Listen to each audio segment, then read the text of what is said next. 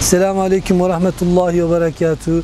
Konya Umut Kervanı olarak her yıl olduğu gibi bu yılda Ramazan ayı münasebetiyle Kayalıpak'ta inşallah standımızı kurduk.